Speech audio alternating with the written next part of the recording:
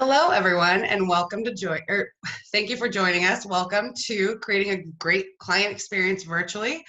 I'm here today with Colin Mullane, Josh Freeberg, and David Tangwell. Everyone knows it's Tang. Tang says hi. We're here today to talk to you about how you can create your client experience through a virtual world successfully. So I'm going to kick it off to our host, Josh, and he can get us started. Excellent. Hey, thank you so much, Erica. Thanks everybody for being here. We're going to have a great time. I love the virtual experience that we can create for clients. And I want to tell you guys a quick story just to get this started. It started for me back in 2010. And it was one of those crazy summers, you know, where like the whole Willamette Valley is filled with smoke because there's fires raging from, you know, Arizona all the way up into Canada. And I was standing on the front porch of a house in McMinnville. It was on Spring Garden Drive. And I pulled out a camera, a digital camera that I had, and I pressed record. And the woman standing in front of me, Sheila, she looks at me at the camera and says, "Bubba, you're going to love this house. Right over there, there's a creek running through, and there's a little picnic area. And there's a shop behind the house. It's going to be perfect for you to work on your truck." And we proceeded to do the most amateurish version of HGTV you've ever seen as we went through the house, and she showed the kitchen and she showed the back deck. And then every night I would go home and I would pull the SD card out of the camera. I would load it up and email it to Brian King. And Brian King is an aircraft mechanic, helicopter mechanic for firefighting crews. And that particular day, I was sending him this email that he was downloading on dial-up, if you can believe that, at an ash-covered motel deep in the woods in central Idaho. Well, they ended up making an offer on the house, and a month later, a notary public, some poor notary public, had to drive out into the forest in Utah because they'd moved on to a new fire. And Brian King purchased a home he'd never seen in person. And it was just amazing to me. In fact, he and his wife ended up loving the home. They still live there today.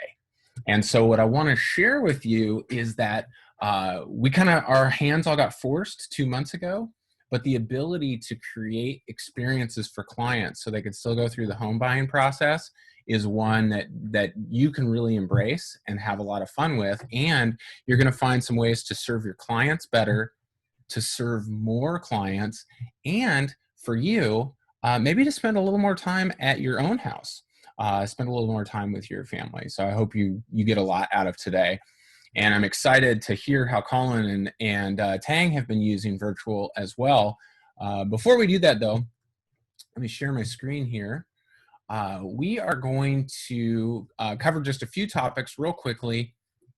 We're going to relearn some of the best skills of a realtor and maybe help you think about how to apply those in the virtual environment.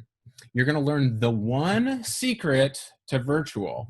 Sorry, Erica, this is kind of my BuzzFeedy headline. Learn the one secret to virtual. It'll blow your mind. And then here's the thing, as much learning as you do, it doesn't make a darn bit of difference unless you go out and do something.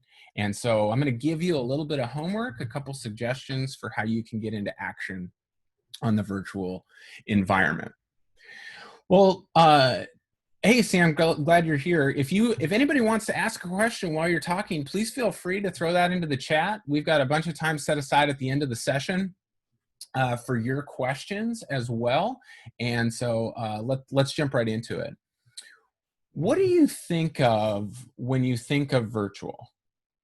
I hope for part of it, you at least are imagining your clients in their pajamas looking at houses on an iPad. That's been happening for years.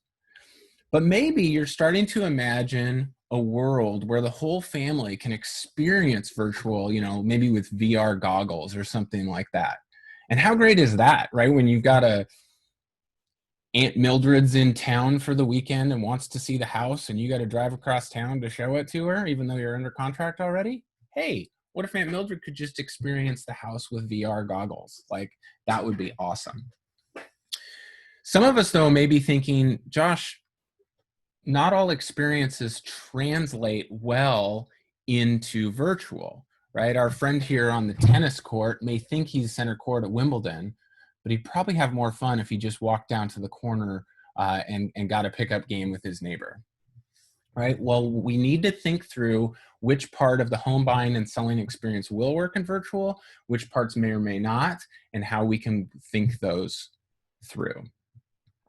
Well, we want to ask you guys a quick question to get started, and so we're going to put a poll question up for you all to respond to here. How have you already created client experiences virtually? So some of you may have done a listing consultation or a listing appointment. Some may have done a buyer consultation. Maybe you've shown homes, and some of you haven't done a virtual meeting with clients yet at all. We'll give you a few seconds to respond there. And it's looking like quite a few haven't done any virtual meetings with clients. Guess what? You are in the right place. So we're so glad you're here, because that's exactly what we're going to talk about. At least one of you has done a listing consultation. I'd love to hear in the chat if you actually took the listing without seeing the home physically yourself. That's a pretty exciting experience. A couple of people have done that. And then the biggest plurality who have used it have done it showing homes. Yeah. And I think a lot of us have experienced that maybe with out-of-state buyers already, or like my friend that was there in the fighting forest fires, people who just can't come see the home. So great job. All right, so there we go. Over half of us have not done a virtual meeting yet, and I'm hoping that by the end of today, you will feel empowered and encouraged to go out and do virtual. Well, what I want to start with is an old skill that all of you learned somewhere along in your real estate journey. And so take a second, type in the chat, a few of you, and describe this kitchen to me the way that you would describe it to a home buyer. And so let's type in a few ideas. You're looking at a kitchen. You guys know how to do this. You're realtors.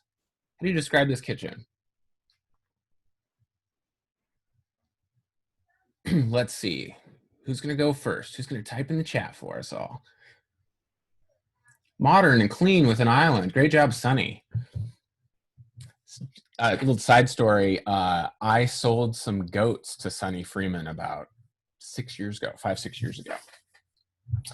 Sparkling, clean, light, bright, modern vibe. I love it, Gail. Excellent.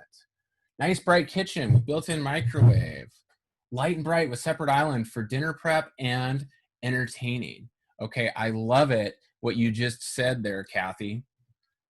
So you'll notice a transition that Kathy made that's a really good one. Is Kathy started to describe not just the features, right, what we can see in the kitchen. What did Kathy do?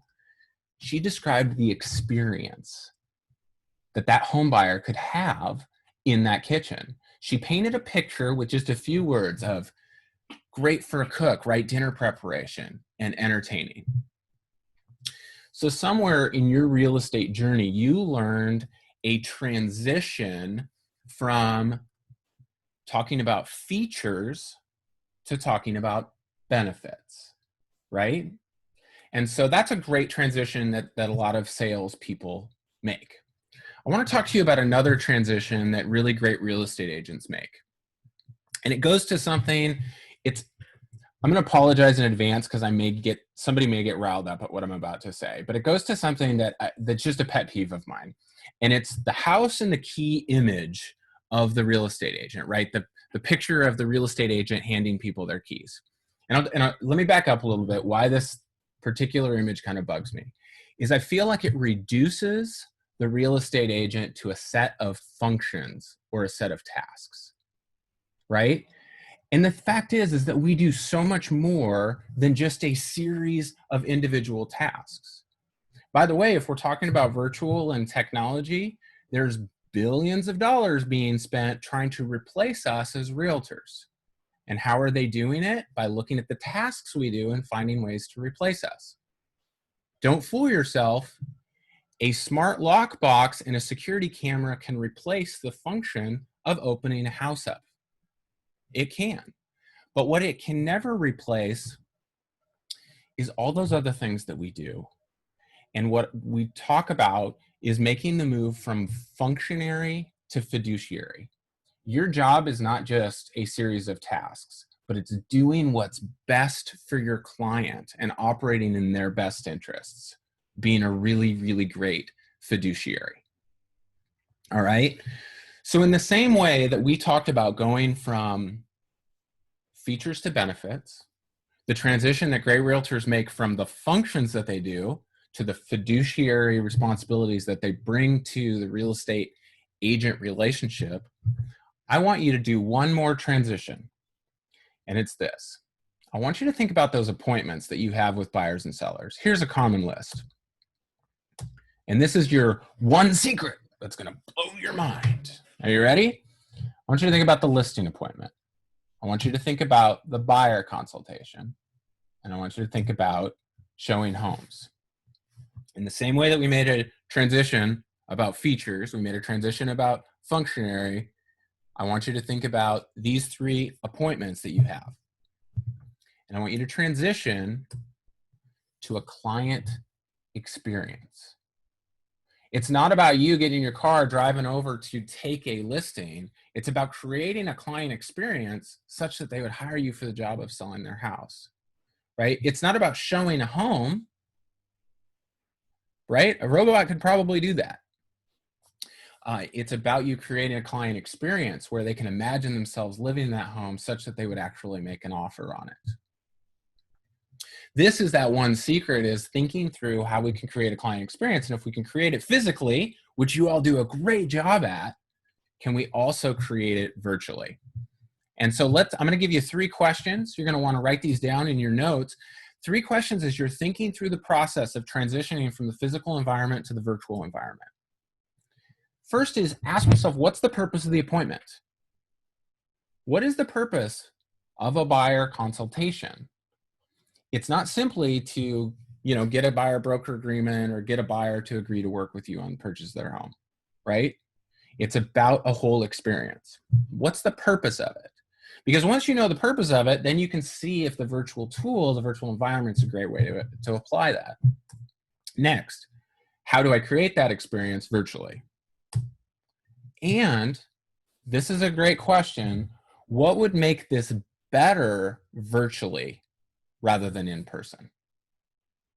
So often we think about what it takes away from us rather than thinking about how it could actually be better.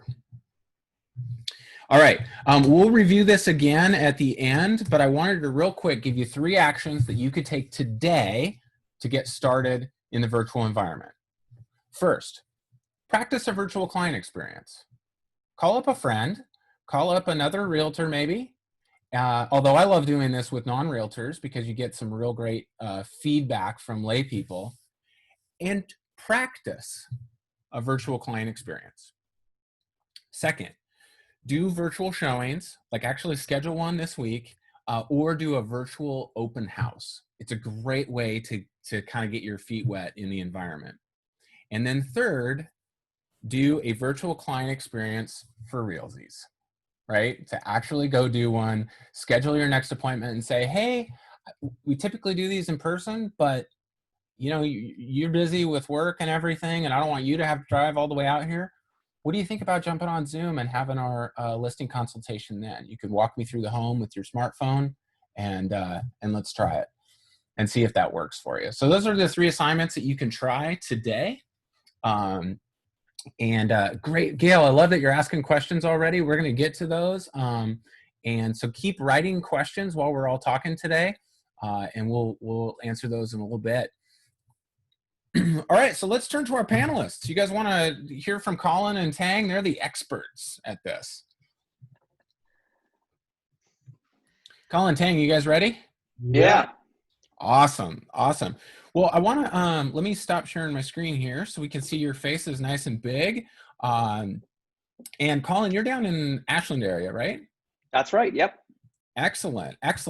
And then Tang, you're in the Portland area, right? Yep, out here in Bethany. Oh, right in Bethany. Oh, terrific, terrific. Well, I want to start just asking you guys, what do you like best about virtual experiences with clients? I think it is a great time management tool for the client and for us alike. We spend a lot of time moving around from one place to another. And I think it's allowed me particularly to focus on when that's key and important. Sometimes I Mm. need a face-to-face, sometimes I need to be at the property. But this allows me to set a standard by which I can make more efficient use of their time. And when I talk to the client and they say, well, I still like to meet you there, and maybe I still will, more than likely still will. I also tell them that the timing that we might be writing an offer where I need to speak to you and it's best to do it, it may be 9 o'clock at night and I'm not going to drive to your house. You're probably not going to want me to. This is an incredible tool. And with screen sharing on something like Zoom, I can go through the contract. I can go through it in detail. They can go through it in their living room, and we're doing it efficiently. And I don't have to worry about, did the kids get to bed? I don't have any kids at home, but I'm trying to think about what other people are thinking about. But we can do things at times that we typically may not be as available to our clients, more conveniently for them and for us. So there's a huge amount of efficiency that this is teaching us and our clients, and flexibility. Oh, I love that. I love that.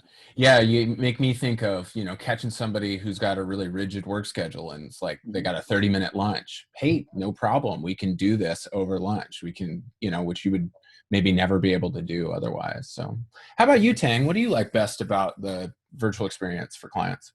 I really do enjoy it. It's been a game changer for me. One of the things that I said when I walked into my first Zoom, and I didn't even know how to spell Zoom in February, and here I am now, was I bring my A game to every single human interaction. And it doesn't matter whether it's virtual or on the telephone or in person, if we're physically distanced. I'm bringing my A game, and that came up at the beginning of this event for me. So what that did to me was some things that I didn't really have that were tangible. One, I wasn't really Mr. Computer Guy, if you can believe it. I'm old.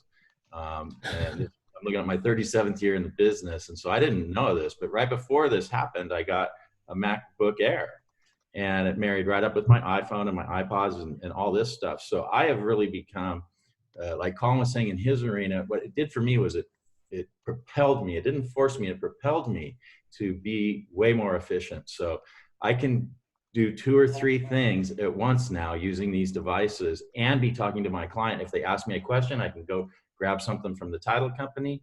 I can go grab a document, and I'm able to integrate and talk to the client and be engaged with them just like we are here, and be practicing other tasks at the same time. That's been a big game changer for me. I like what you said about the engagement because a lot of us are really intuitive people, really good at reading body language and stuff like that. So sometimes the phone conversation, you miss a lot of those pieces. And I think the Zoom, while you're not going to get everything, you're still getting quite a bit. Being able to actually look eyeball to eyeball with people, and again, see that and have that rapport building that's so important for our job, and make that more human connection. That's really cool. What's been your biggest challenge for meeting clients in the virtual space? Overcoming their objections, their comfort levels. Oh, I'm not very good at this. How do I do it? And I think that that's where Zoom has filled a gap. I mean, I have been on multiple video softwares in the past for meetings, and there always seemed to be some kind of a technical glitch, either on the person who's administering the event or the Mm-hmm. person on the receiving end. And so the more basic, if you're having trouble setting it up, you can understand your clients are going to have that potentially times 10. Yeah. And so the more user-friendly the software is to use, the more likely it will be a positive experience for you and the client. So, I mean, literally, there are still clients out there that say, I don't do email. Can you mail this to me? So take that to the level of, we're going to do a video conference. The hope is that they can do it. And the great thing, and I subscribe to Zoom. I have nothing to do with Zoom. But I will say it is one of the most interactive and easy to use platforms. Not only that, if they say, I don't have a webcam, I can't do it. Do you have a phone with a camera, a front-facing camera? Most of them have at least that. And it will work pretty well on a mobile device, regardless of whether it's Android or phone or an iPad or a tablet. So it closes a lot of those gaps that you're depending on technology at a fairly sophisticated level for a lot of other platforms. So that's the key piece. If you can get them to overcome that hurdle and do a test run with them before you have the meeting, you're going to know you're going to be in good shape. Yeah, very great. That's so great. How about you, Tang? I think that the client experience is founded in what for me, I'm just talking about Tang right now, Team Tang, is bringing your A game. So for me, I always wear a white shirt and a tie. So that's just always been, everybody knows that about me. I'm always in a white shirt and a tie. So I brought that to Zoom with me. And I'm able to be there virtually with the clients, with the buyers and the sellers. And I work mostly by repeat and referral. And represent myself with my R pin on or my OAR pin on, and actually grab their presence and meet their expectations of what I should be looking like at the presentation. And so that has been, I have probably been in, I don't know how many Zooms, I probably do 20 or 23 or 4 a week. And I've never not been in one, maybe once without my necktie on. So Wow, for me, I think that's important. What do you look like? What do you sound like? What's your lighting like? Yeah. Well, and what's been great for you, Tang, is that you can still wear the shirt and tie and the Bermuda shorts that you'd prefer. I was going to get to that in a minute. Yeah. I mean, Just being able to do simple things like this, like Colin was saying, I'm not a computer guy, but that's nice. Hey, look at you. Yeah. No, and I uploaded this all by myself this morning in front of you guys, the OAR logo. Or you can just slide out here, to none at all. So this is what it looks like, at home. And we'll talk a little bit more about that. But yeah, I've really I love enjoyed it. It's been a great platform. And just like Colin said, it's the ease for me. Yeah. Zoom really stepped up with user experience and just like intuitive use. Absolutely. Yeah. Well, and you guys made me think of a couple of things that I just want to add a little to this as well. As much as I joke about wearing Bermuda shorts or wearing something different, I actually don't recommend that people do that. I recommend that you quote unquote suit up, right? And even though I'm kind of, like Colin and I are kind of polo shirt type guys, I recently I had a last minute meeting on Zoom that I was going to do right before I took off to meet somebody for hunting. And so I was wearing camo pants and boots down below. And then I had shirt and jacket up top. And for the life of me, I could not concentrate. I mean, I was so distracted. I was so how you dress, right? As much as we've all been kind of having fun with the idea of maybe not wearing slacks or whatever, or wearing, more formal clothes, it actually does help a lot to kind of dress the way you want to feel. The other thing I wanted to mention with Colin, you talk about your clients being uncomfortable with the platform. And for all of us, like, you've had the experience when you're meeting in person with someone and something goes wrong, right? You pull up your computer to pull up the listings on the MLS and you don't have the office password correct, right? Or somebody spills coffee on the table. But you know how to deal with that. You just stay calm and you go, oh, let me go grab a towel. Or, oh, I don't have this password. Hey guys, I'm going to go get that from the front office person. Will be back in 2 minutes. And you just maintain your composure. The same thing happens with the tech. Let's just get this out of the way. Tech is going to mess you up at some point. It's going to not work. It's going to screw up, and just right all day long. And so you just go, hey guys, it looks like your microphone's muted. No problem. What you want to do is take your mouse, hover it down over the lower left corner, and click that. It looks like a microphone with a red slash through it. Just click that, and it should unmute. It's no problem. And the calmer you stay, and the less frustrated you are, the better experience you'll get those clients through it. You want to try one, Josh? Like, I just thought of an idea just like this. Let's try it right here in front of these people. So okay. I've really embraced the concept that Josh just said, and that's getting comfortable with my own uncomfortability. I wasn't a computer person. And so what I learned to do was just get comfortable with my own uncomfortability. So I'm going to press screen share right there. I'm going to share it. I'm going to go down here and grab this and talk about just exactly what we were talking about right there, which is this image right here, Tang in shorts. Right? Do that. I love it. But you just got to be careful with what you're doing. So can you pull that off? Well, when you're going to the dry cleaner for the 3rd week in a row and you keep bringing in slacks that nobody's seen, there's a little tip from that. And then I'm going to stop sharing right here in front of you, just like you said, Josh. Yep. Try something new. Yeah. Here's a quick tech tip. Be really thoughtful about what's on your desktop before you share your screen. Close everything when you're on a Zoom meeting unless you're okay with people seeing it. Mhm. So, Or pick like with the slides and for today, I have I don't want anybody to see how many tabs I have open because it's very reflective of where my brain's at right now. But so I just pulled one specific tab out so it's its own window. And when I did share screen, I picked that window and that window only, which was still kind of a bold move. Normally I would close everything down. right. There's an So- important component on that too. It's not just you don't want your clients to see maybe all the things you're doing, but there's a risk management component to it. You may easily have an email or a tab open that may poorly affect your client, even though it's a very professional correspondence. And so you don't want other contracts showing up. You don't want other clients' names showing up. You don't want an email that came from your seller as you're trying to negotiate where the buyer's at. So think about the risk management component of that over and above just how you're looking or feeling about it. Yeah. Smart.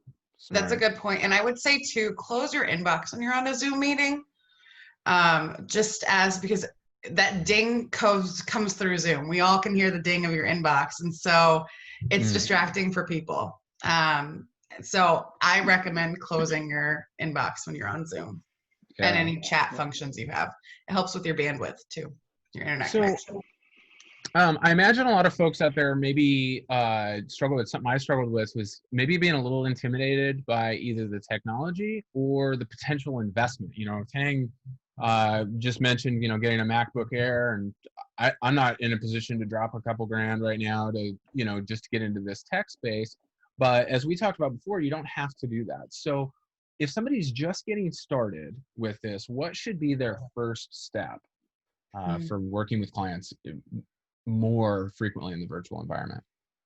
Decide on your medium. Yeah, go there. And then whether it's your cell phone or your computer or a webcam and a microphone, understand that each of those is going to be an important tool with how you're going to interact with a client and how much control you have over the meeting, and that piece is key. So right now from my MacBook, if I was in charge of the meeting and I'm not, I could unmute you. So if you have a challenge unmuting yourself, I can do that for you through Zoom. That's a more difficult, or at least a different interaction if it's by phone or iPad.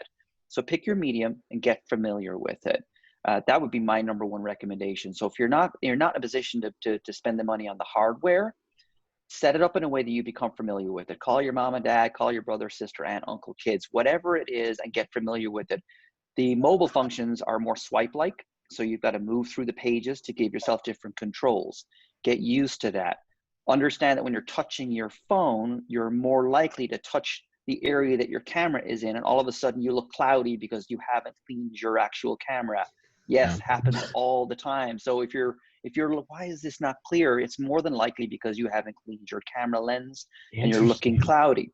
So if you're going to use swipe technology on a mobile, be aware of that. Look into buying an inexpensive but solid tripod to hold your phone so that it's at this level. What you don't want to be doing is the Zoom conference like this. Yeah, I can see everybody. Common mistake. So have it at a level that you're talking to them as if you were in a room, and understand where the camera is relative to where you're looking, because you're typically looking at the person on the screen, not where the camera is. And so it looks dramatically different if I do this versus if I do this. Yeah. And a mobile device is something to be aware of where that camera is. But the tripod allows you to set it up in a stationary manner. You're not moving around the place. It's completely different than if you're walking through a home. This is just about if you're doing a Zoom call with a client and you're going to go through contractual things, and you're talking about the setting that you have control over. The tripod will give you some stability, and I think will be a more professional setting for you. Awesome. How about you, Tang? So somebody's just getting started.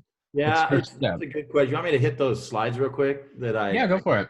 Yeah, this is a good process because I was working too hard when this started. I was struggling. I was uncomfortable. I was nervous. I'm not really a TV guy with a face like this. I'm more of a radio guy, and so I was really awkward in there. So I'm gonna go. You're still awkward.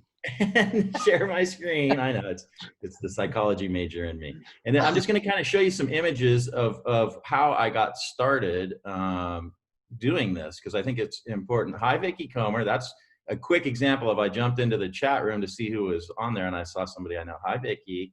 But I'm out of there now, and I'm doing this, and I'll show you this is called Tang Too Much. And what I had done is I was trying to, you can see the camera there and the MacBook, and I was trying to it was raining when this started in March. And I was trying to put the company logo and the fireplace lit and everything over there. So I was dragging the dining room table out and putting it back and this and that. Oh, wow. All day long. So I was just working too hard. So that's kind of what I would say is make it something. So there was one right here, right across from where I was, and that is the front entry. So, and then that ends up where I am right now. So I was able to take something that was already there, something functional that's out of the way of the high traffic area now. Everything, we got Zoom and kids and college kids, everything's going on in here, and tuck myself away so I don't have to set it up and tear it down, set it up and tear it down. And I can be live like I would do if I'll stop screen sharing here. And then I can switch into something like this for basically, or let's see, I'm making them, that's okay. That's a fine Tang. Then you can go into this. And So Tang, if you're still trying to show us something on your screen, you stopped doing screen share. Yeah, I am. I know. Okay. I know. I got it. Hold on. Your eyes only. You're making me nervous. Oh, oops, not that one. See, but it's okay to make mistakes in Zoom. This is And great you're- modeling, Tang. Thank you for showing us exactly what we had just discussed. Staying Yeah, calm. so that's what I was trying to show you. So Oh, that's gotcha. really Oh, where yeah. I am. You know, Right. but really, I'm here with you guys at OAR.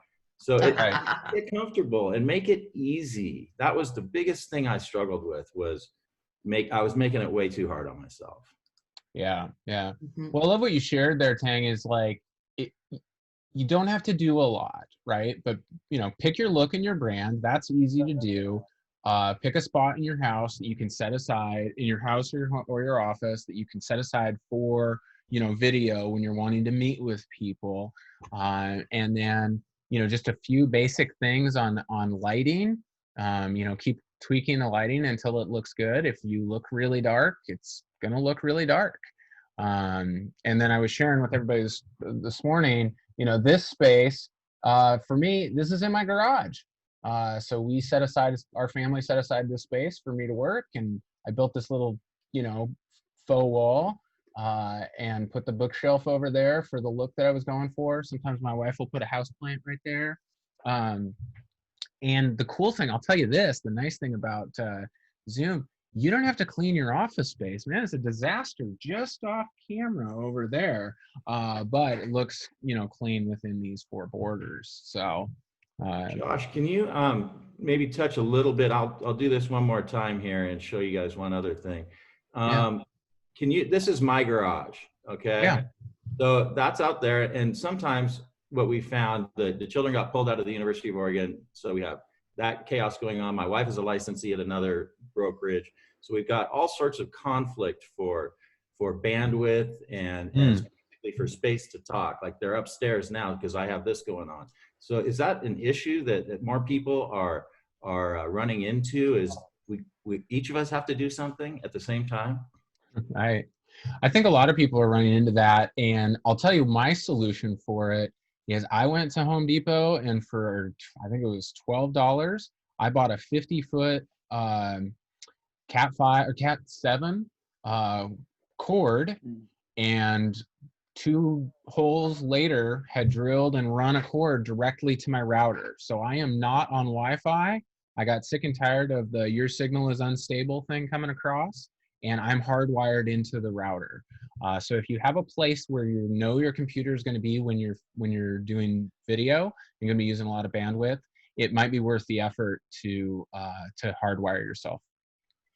Yeah, my partner and I have a schedule based on who's broadcasting and who's doing like a webinar or a video call. And if we both have to be on at the same time, then one of us will plug into the Ethernet. Gotcha. Otherwise we rotate. My router is directly behind me. So that's how we manage that. Yeah. Colin, you specifically mentioned Zoom. Obviously, we're using Zoom, but what other specific tools and technologies are you using for virtual client experiences? So Zoom has become pretty much the go-to if I'm doing a face-to-face in a more official setting like this. It works. I think one other thing to quickly state is understand your audience. So I've Mm. done Zoom conferences where I'm a member of a task force for an association, and I've been in my car, my car's in my phone is in my cup holder. That's fine. Nobody has an expectation other than me to participate, and we're doing it in a Zoom call. Maybe I've got video, maybe I don't. That's fine. If this is Yeah. a client and I'm trying to give a professional appearance, it's going to look very much like this for me. Now, in my market, unlike Tangs, if I wear a shirt, I'll get run out of town. So I'm in a different kind of a market, and so polo shirts are perfectly appropriate for my clients. And so this is me, and this is my setting. So understanding your audience. When it comes to technology, I'm definitely one that embraces technology. I always have. But if you had told me in January you are going to re-embrace teleconferences via video in a way that you never have by the end of the year, I would have said you're out of your mind, because we've had this has been around for a long time.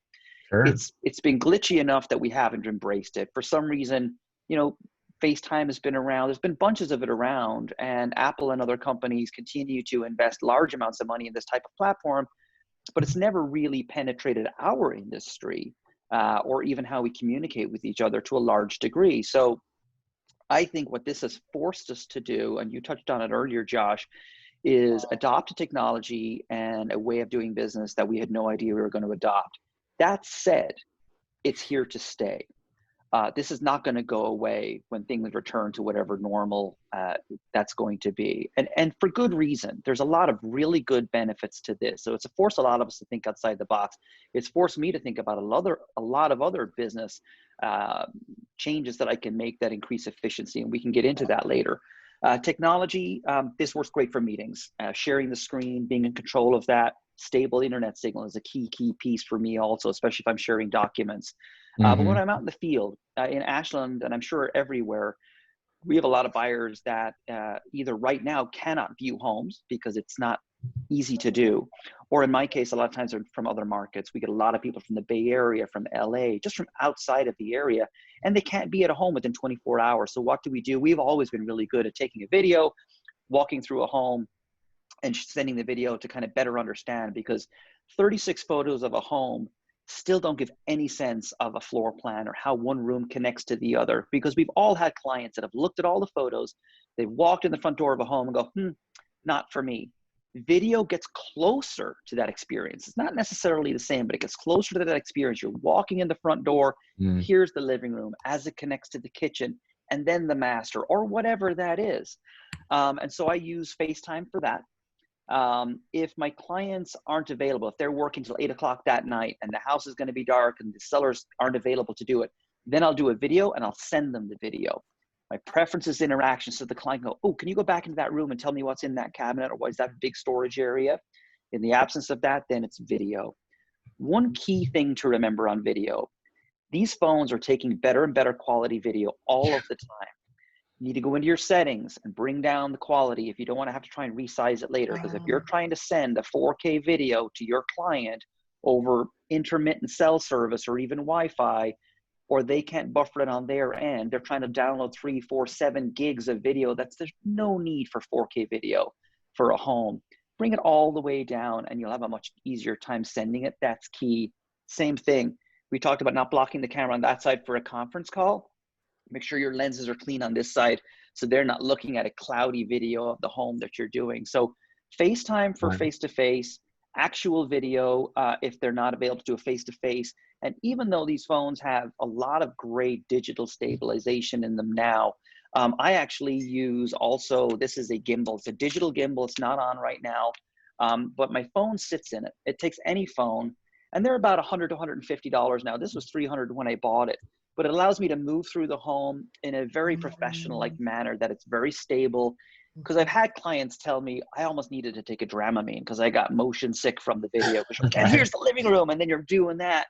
And so this really, really helps. And I would encourage people, as you look at this being something that will be present in your industry, in our industry for a long time to come, to look at making these kinds of investments so that you're getting ahead of the curve and learning these things. And if you're differentiating, if you're in competition for a listing appointment or a selling appointment, believe it or not, clients are going to start to think seriously about how you've invested in the tools of your trade and how things appear to them, because ultimately that's how it's going to appear their listing is going to appear to the buyers or vice versa.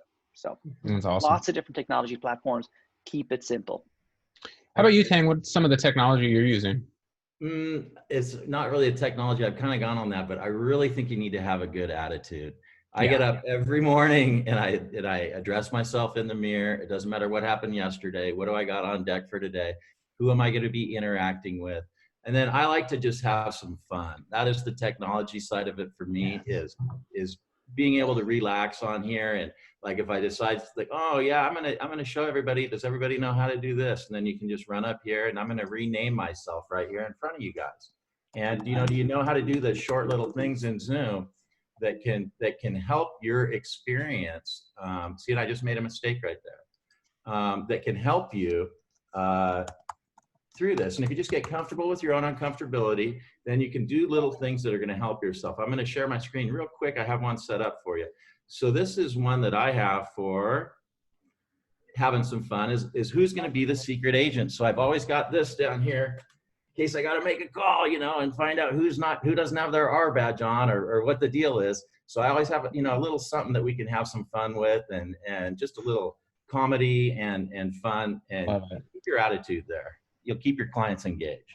Very cool. Very cool. Yeah, I think you're absolutely right. So two things I just wanted to add to what you guys said that was so great. So Tang, I think you're 100% right. Your attitude matters so much in this, right? Like, and the thing is, you have to emote just a little bit more than you would in person whenever you're going through a camera. Recognize that it's taking 10-15% off of your energy level. And one of the best ways to get good at it is practice, right? Jump on Zoom. Hey, we started doing a family game night on Zoom twice a month, right? So anytime you're interacting with whatever piece of technology you're using, Colin, I've got a gimbal too, but I don't use it very often. So I'm not confident with it yet to do as much as I could, right? You have to use it in order to get really comfortable with it. And then Colin, you made me think of something. You were talking about your clients that can't see the home because it's after dark. But have you ever had clients who said, yeah, we want to make an offer, but actually want to drive by the house on a Saturday and see what the neighborhood feels like on Saturday? Or we want to go there during rush hour and see if this road's as busy as we think it is? Something to think about in the future is you could shoot videos as a listing agent and put those into your video virtual tour of, by the way, here's what the neighborhood looks like on Saturday. Here's what the neighborhood looks like during rush hour. Here's, those types of things continue to give people more experiences of the properties. So, all right. Well, hey, we're going to move to some of the questions from all our great agents who are here attending. I know earlier somebody had asked about the Zoom limit to 40 minutes. Did we get that question answered in the chat, Erica? Colin addressed it, saying that there is no limit anymore. I just wanted to give space in case anyone wanted to add anything else to that. Got it. And then Gail asked what app or program you use to convert a video tour from your phone to the listing MLS or website or email links. So the number one thing to think about there is each of the MLSs have a set of rules about what type of material can be advertised on a video, and it all comes down to IDX display. So here's the thing to think about. I can't have any links to my videos that take any buyer away from the site that they're on to my site. So even if I put it on a neutral YouTube page, it's my YouTube page that has my listings and all my other stuff. So Josh, say it's your buyer, and they click on my video on Tang's website because we have an IDX share, but they end up on my YouTube page, that violates the IDX agreement that's there. So it's really important to probably reach out to your MLS and understand there's 7 of them, I think, different MLSs, maybe only 6 now in Oregon alone.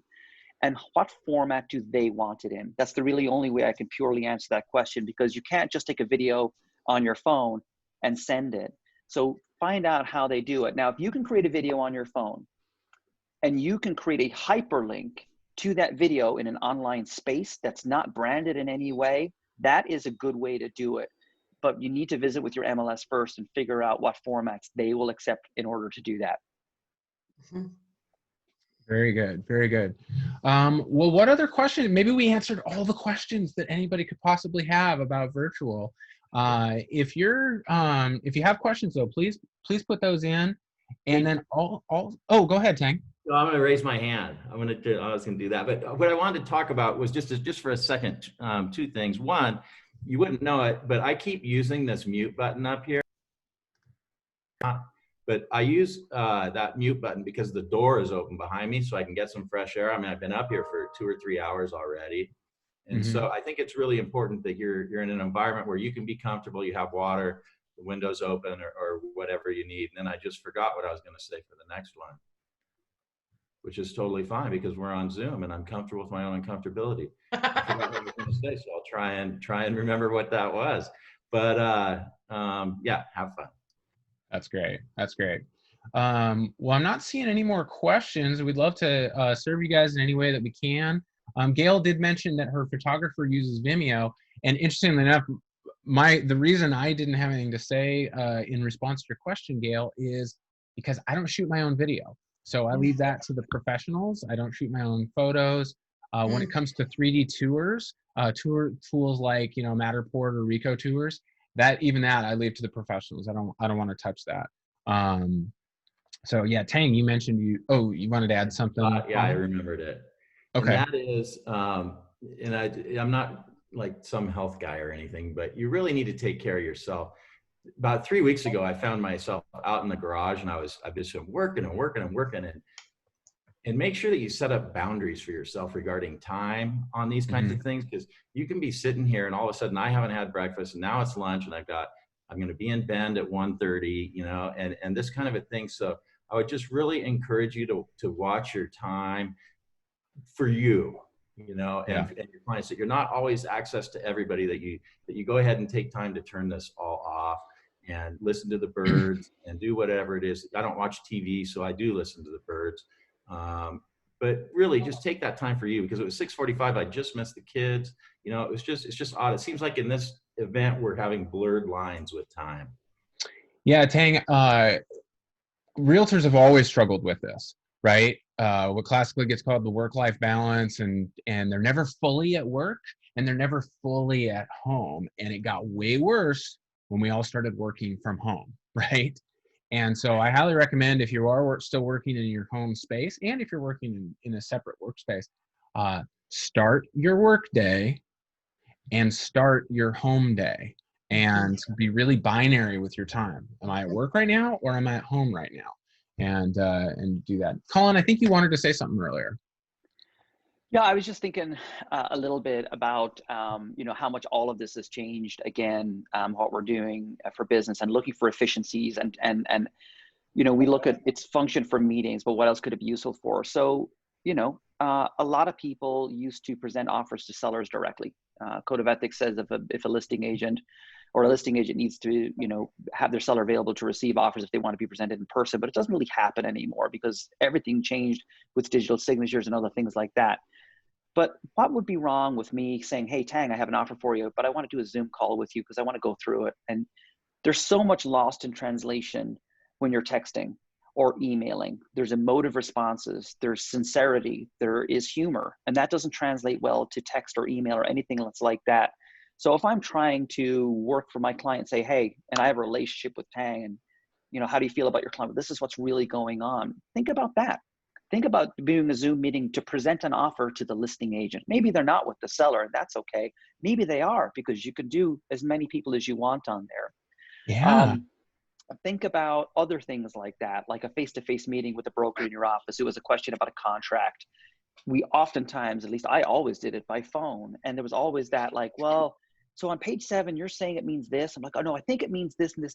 I'm out on page 7 with you because we're doing this together, or at least we've set up a meeting to do that. So think outside the box, because I think this is where the shift is going to come from. So I had a really interesting conversation with a gentleman from Florida who's a realtor there, very successful, somebody I've looked up to for many, many years. And he and I had a conversation over dinner that was completely unanticipated last December. And he said, I think the number of real estate agents in the market is going to drop by half over the next 10 years. And I was like, really? And he said, yeah. And I said, because you think the market's going to change, the economy is going to shift, or, you know, we're going to see, you know what? He goes, no. He goes, I think what it is the busy agents, the successful agents, the one that do the lion's share of the business, are going to get more efficient at what they do. And so think about this. the really busy agents, they're so busy with their transactions, they're meeting their clients, they're doing whatever system makes them successful. And then you look at teams and how that's developed a level of efficiency onto itself. But there were crumbs that fell from the table that a lot of the agents, you know, that make up the 2-3 transactions a year, that's all they do for whatever reason. They're comfortable there. Maybe they don't need the money, or maybe they're trying really hard and that's all they do. Whatever that is, a lot of those are what we call crumbs from the table. These top producers, these busy agents, successful agents, are going to be less likely to leave the crumbs from the table because they're more efficient with their time and say, you know, rather than let that go there and get followed up by another broker, I can do that and I'm going to. This has forced us into a positive, if you look at this place of, there's a ton of efficiencies we can build into our business models that makes us more accessible in a more friendly way, because this is better than a phone call. It's better than an email. It's better than a text. It might be uncomfortable to start with, but there's a win-win there. And so we're either going to say, oh my gosh, I can't wait for this to be over, so I'm just going to go back to normal. Or you can say, I'm going to continue to utilize this and make it a part of your business model. If you've got a client that hates it, don't use it. But if you've got a client that's never used it and wants to and thinks it's efficient, you've just saved yourself a ton of time from having to drive to the other side of town. Now, what can you do with that 2 hours? So I think that, now that's all theoretical about where business is going to be in 10 years. But I think there's a lot of attention that needs to be paid for efficiency in our business. And this has proven to all of us, well, number one, that we're capable of it. So if you didn't like it before, but you've been forced to use it now, okay, I can do it.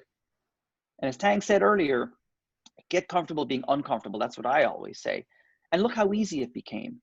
So what else can we look at that make us more efficient, that make sure that we're in the business 10 years from now, not on the other side of it? I love what you're saying, Colin, because I mean, right, a lot of us, almost all of us have moved to electronic signatures, right? I'm sure Tang was probably in the press hard to get through the carbon copies era. I was in the, it's been faxed back and forth so many times, the contract's now this big era, right? But we made the transition to electronic signatures, and most of us, of course, well, I hope all of you love electronic signatures, and it made your life so much better and so much more efficient. And what Colin just said, some clients don't want to do it. So guess what? I got a printer and a scanner too. Like, it's not a big deal. The other thing I was thinking, Colin, you know, I love the idea of going back to the old school of presenting the offer to the seller directly. And you could do that on Zoom. And then, you know what else I was thinking? You know the love letters that a lot of buyers write to the house? What if it was a love video?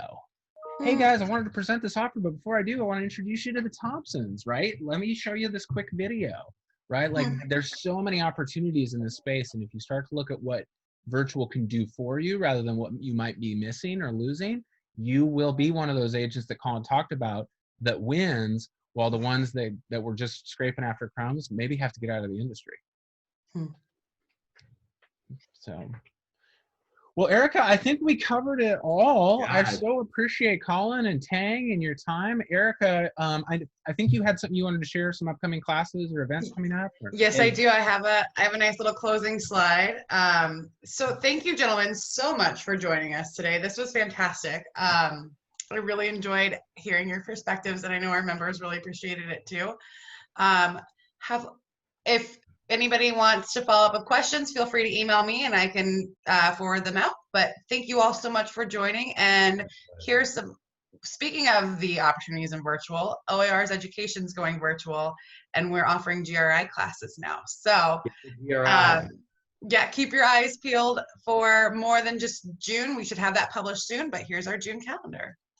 Hey, Erica, thank you so much. Thank you. All the associations done during this C19 event. We really appreciate it. Thank you. I appreciate that, Tang, very much. We are definitely trying to be there to support our members and keeping ahead of everything that's coming out. So you're doing a great job. We appreciate it. Yep. Thank you. Absolutely.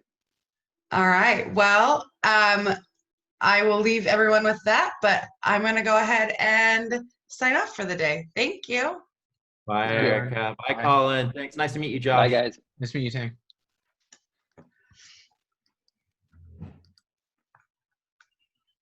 Mm-hmm.